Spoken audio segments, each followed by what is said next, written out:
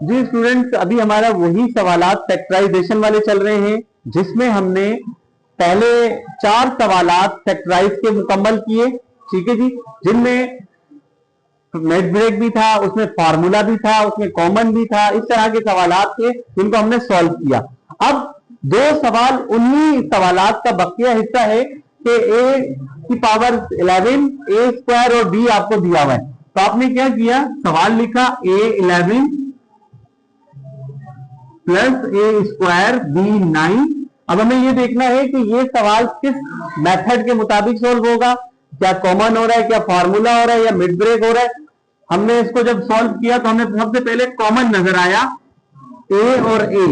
सबसे छोटी पावर हमने कॉमन ली, 11 माइनस 2 9 रह गया।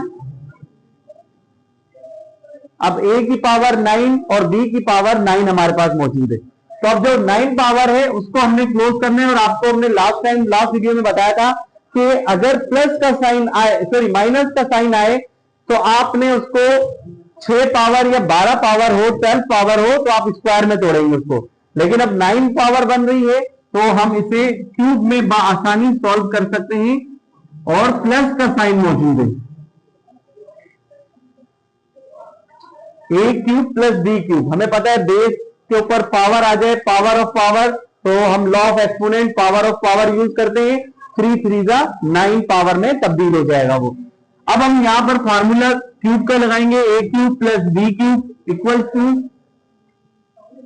ए plus B A square minus A B plus B square.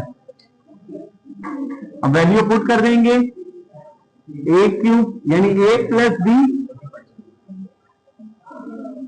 A square minus A and B plus B square.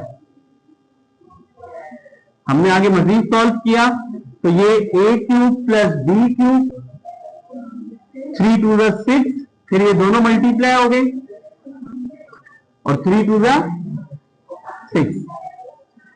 लेकिन अब जो मजीद एक और वैल्यू आ रही है वो ए क्यूब प्लस बी क्यूब दोबारा आ गया, अगेन फार्मूला।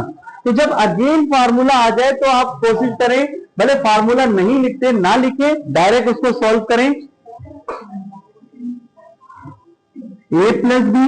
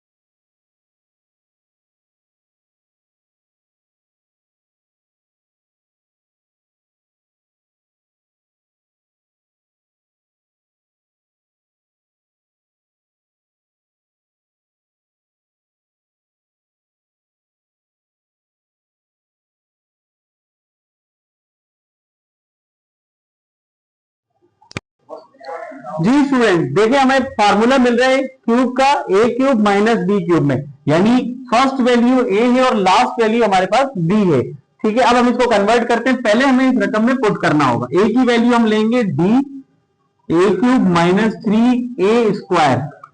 अब बी की रकम जो हमें लेनी है वो 8 और सी है। ए क्यूब माइनस 3 ए स्क्वायर बी प्लस 3 ए और बी स्क्वायर। जिस तरह से एज इट इज फार्मूला चल रहा है, हमें अपने आप को वैसे ही चलाना पड़ेगा। अगर हम अपने हिसाब से लेके जाएंगे, फार्मूले को फॉलो नहीं करेंगे, तो फिर आंसर हमारा गलत हो जाएगा। तो हमने फार्मूले को फोकस किया, पहला a क्यूब का -3a² b प्लस 3ab², आखिर में b क्यूब।